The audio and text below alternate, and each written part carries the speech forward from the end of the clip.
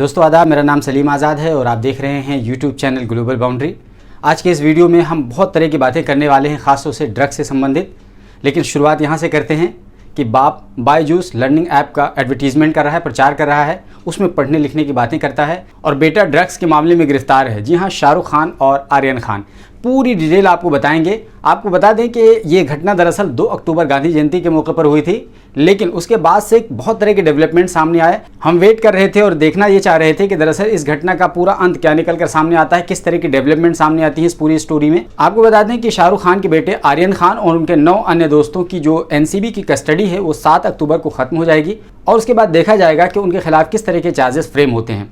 बहरहाल भारत में ड्रग्स को लिए जाने का ये कोई ताज़ा मामला नहीं है, लेकिन चूंकि शाहरुख खान के बेटे और शाहरुख खान से जुड़ा हुआ यह मुद्दा है, उसमें आर्यन खान की गिरफ्तारी हुई है और इसी वजह से इतना ज़्यादा हंगामा मचा है। आपको याद होगा कि इससे पहले सुशांत सिंह राजपूत की मौत के बाद रिया चक्रवर्ती के मामले में मीडिया ट्रायल हुआ था और बुरी तरीके से रिया चक्रवर्ती को ड्रग के मामले में घेरा था और बॉलीवुड को एक तरीके से निशाने पर ला खड़ा किया था। आपको पता होगा कि इस मामले में रिपब्लिक टीवी पेश था और उसने एक तरीके से छिछिया लेदर मचा दिया था। लेकिन अभी फिलहाल जो आर्यन खान का मामला है, इसमें भी रिपब्लिक टीवी बहुत ज्यादा हंगामा मचा रहा है। लेकिन रिपब्लिक टीवी का दोगलापन उस वक्त सामने आ जाता है जब अभी कुछ ही दिनों पहले गुजरात के कच्छ में मुद्रा अडानी एयरपोर्ट पर जिस तरीके से 3000 किलोग्राम की हेरोइन पकड़ी गई थी, उसके बावजूद भी रिपब्लिक ने, आपको बता दें, रिपब्लिक ने खबर तो ज़रूर चलाई थी। हमने कुछ वीडियोस उसके देखे और पूरी डिटेल में देखें और हमने गौर से वीडियोस को देखा, लेकिन एक बार भी पूरे वीडियो में कहीं भी अडानी का नाम गलती से रिपोर्टर ने नहीं लिया, ना ही किसी एंकर ने लिया। हमने इस सिलसिले में रिपब्लिक टीवी पर जितने वीडियोस चले थे वो तमाम वीडियोस देख डाले, लेकिन रिपब्लिक टीवी ने उसको एक खबर के तौर पर चलाया, इससे ज़्यादा कुछ भी कोशिश नहीं थी। लेकिन दूसरे मामले में रिपब्लिक टीवी ने प्रोपेगेंडा का सैलाब खड़ा कर दिया था। अब आइए आपको बताते हैं कि दरअसल 2 अक्टूबर से लेकर अब तक की ये पूरी घटना है क्या। दरअसल जब 2 अक्टूबर को पूरा देश गांधी जयंती मना रहा था, ठीक उसी दिन कुछ रईसजादे, उसमें से शाहरुख खान के बेटे आर्यन खान भी शामिल थे, वो लोग मुंबई से गोवा की तरफ कूच कर रहे थे और कॉर्डेलिया नाम के एक क्रूज शिप में रेव पार्टी की तैयारी कर रहे थे। यहाँ हमने क्रूज शिप का जिक्र किया। ये दरअसल क्रूज शिप होता क्या है? Cruise ship basically entertainment purpose के लिए इस्तेमाल होता है और इस शिप में मनोरंजन के सभी संसाधन मौजूद होते हैं। तो दरअसल कॉर्डेलिया नाम का यह क्रूज शिप मुंबई से गोवा जा रहा था और उसी में आर्यन समेत कुल 10 लड़के लड़कियां सवार थीं, जहां जाकर के एनसीबी यानी नारकोटिक कंट्रोल ब्यूरो ने छापा मार दिया और फाइनली लोगों को गिरफ्तार कर लिया। नारकोटिक कंट्रोल ब्यूरो दरअसल 1986 में राजीव गांधी के दौर में बनाया गया था और इसका मकसद यह था कि देश में किसी तरीके से ड्रग की स्मगलिंग को रोका जाए, ड्रग्स को कंज्यूम करने से रोका जाए और ड्रग की इलीगल ट्रैफिकिंग को रोका जाए और ड्रग के हर तरह के कारोबार को रोका जाए। अब यहाँ पर सवाल यह है कि नारकोटिक कंट्रोल ब्यूरो के अधिकारियों को यह पता कैसे चला कि कॉर्डेलिया नाम के शिप में जो मुंबई से गोवा जा रहा है, यहाँ पर कोई रेव पार्टी होने वाली है और यहाँ पर ड्रग्स लिया जाएगा? तो इसका जवाब यह है कि एनसीबी के अधिकारियों को ड्रग पैडलर्स के जरिए से इसकी जानकारी मिल गई होगी। ड्रग पैडलर्स कौन होते हैं? दरअसल जो ड्रग सप्लाई करते हैं उन्हीं को ड्रग पैडलर्स कहा जाता है। तो एनसीबी के अधिकारियों को पता ये चला होगा कि हाल फिलहाल में ड्रग कहाँ कहाँ सप्लाई हुआ है और किसके माध्यम से सप्लाई हुआ है, तो उन्होंने ये राज खोल दिया होगा। और जब ये बात पता चली एनसीबी के अधिकारियों को, तो एनसीबी के अधिकारियों ने क्या किया कि इस कॉर्डेलिया क्रूज शिप का उन्होंने टिकट लिया और टिकट लेने के बाद में एज ए यात्री वो उस पर चढ़ गए, सवार हो गए और वो भी गोवा के सफ़र पर रवाना हो गए। आपको बता दें कि एनसीबी के अधिकारी फ़ौरन छापा नहीं मारना चाह रहे थे, वो ये देखना चाह रहे थे कि ड्रग की पार्टी की शुरुआत कैसे होती है और कौन कौन ड्रग कंज्यूम करता है, कौन कौन ड्रग लेता है, उसके बाद उसी हिसाब से गिरफ्तार करेंगे। तो फाइनली जब आधे रास्ते में ये लोग पहुँचे और समंदर में पहुँच गए और उसके बाद वहाँ से मस्ती शुरू हुई, हंगामा शुरू हुआ और ड्रग्स के लेने का सिलसिला शुरू हुआ।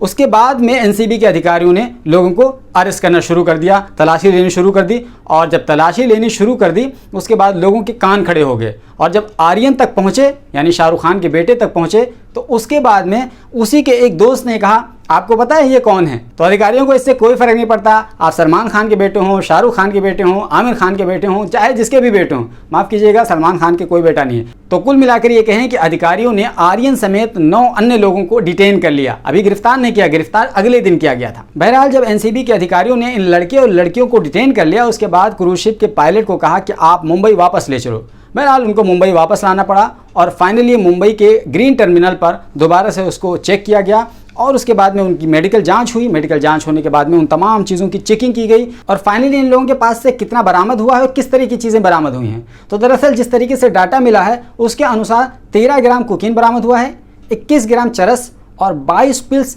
MDMA बरामद हुआ है, 5 ग्राम MD बरामद हुआ है और 1,33,000 रुपए कैश बरामद हुआ है। हालांकि जब NCB के अधिकारी ने 6 अक्टूबर को प्रेस कॉन्फ्रेंस की तो इस दौरान उन्होंने ये बताया कि कोकीन बरामद हुई है, मेफेड्रोन बरामद हुआ है, चरस मिला है और हाइड्रोपोनिक वीड्स बरामद हुए हैं। अब अगला सवाल यह है कि आखिर ये लोग ये तमाम चीज़ें कैसे ले जाने में क्रूज शिप पर कामयाब हो गए।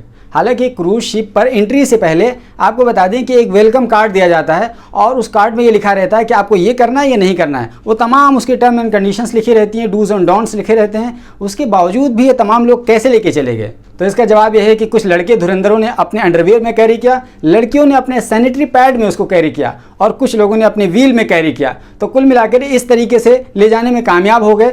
फाइनली अगर NCB की टीम वहाँ ना पहुँचती तो रेव पार्टी होती और हंगामा मचता और एक तरीके से रईसजादों की महफिल जम जाती। दोस्तों यहाँ आपको बताते चलिए, ये जो क्रूज शिप पर इतनी हाई फाई और लेविश पार्टी होने वाली थी और हो रही थी, इसकी एंट्री आप सुन लेंगे तो चौंक जाएंगे। जी हाँ, एक व्यक्ति की जो एंट्री थी 11 लाख रुपए की थी और ये दिल्ली बेस एक कंपनी उसको ऑर्गेनाइज कर रही थी। आपको यहाँ पर बताते चले कि हमारे देश में गरीब और अमीर सारे लोग ड्रग लेते हैं।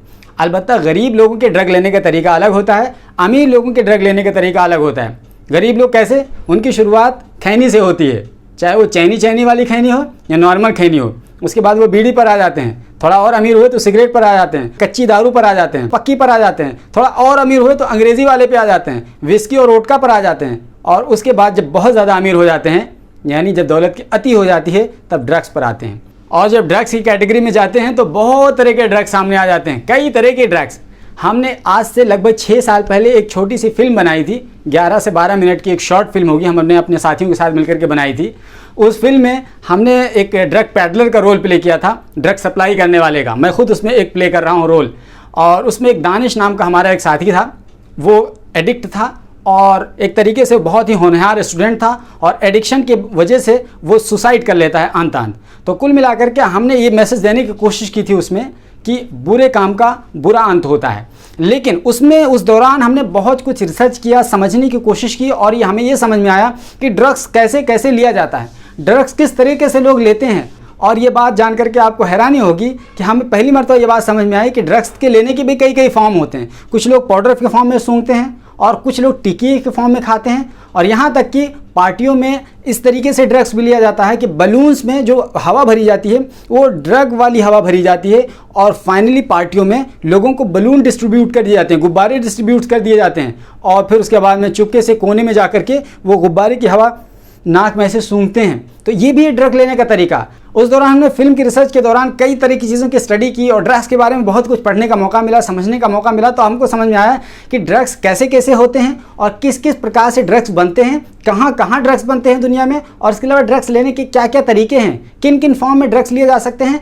और फाइनली ये बात समझ में आई कि ड्रग्स इस देश की बहुत बड़ी समस्या है और एक बड़ा तबका ड्रग्स में इन्वॉल्व है। अगर आपको हमारी वो फिल्म देखनी है तो हम डिस्क्रिप्शन बॉक्स में उसका लिंक दे देंगे, आप जाकर के वहाँ से देख सकते हैं। और आपको बता दें कि हमारे देश का नेशनल मीडिया उसको ये हीरोइन समझ में आती है, लेकिन जो ये वाली हीरोइन 3000 किलोग्राम की हीरोइन पकड़ी गई थी, इसके बारे में बिल्कुल मुँह सेल लेता है, चुपचाप हो जाता है, खामोश हो जाता है। खबर भी चलाता है तो बस केवल खबर के तौर पर चलाता है, उसमें अडानी का भूल के नाम नहीं लेता है, क्योंकि उसको पता है कि अगर अडानी का नाम ले लिए खुलेआम तो आपका टीवी चैनल बंद हो जाएगा। और टीवी चैनल कैसे चलता है हमने इसके बारे में कई सारे वीडियोस बना के रखे हैं। अगर आपको देखना है तो हम डिस्क्रिप्शन बॉक्स में भी उसका लिंक दे देंगे और फिर लास्ट में हम पॉपअप भी दे देंगे, आप वहां जाकर के देख सकते हैं। बहरहाल अपने टॉपिक पर वापस आते हैं और आपको बताते हैं कि NCB के जो मुंबई के जोनल डायरेक्टर हैं, उनका नाम है समीर वानखड़े। उन्होंने इस पूरे ऑपरेशन को कंडक्ट किया था और जाकर के यात्री के रूप में शामिल हुए थे और फाइनली उस पूरे ऑपरेशन का भांडाफोड़ किया था और रेप पार्टी का पर्दाफाश किया था।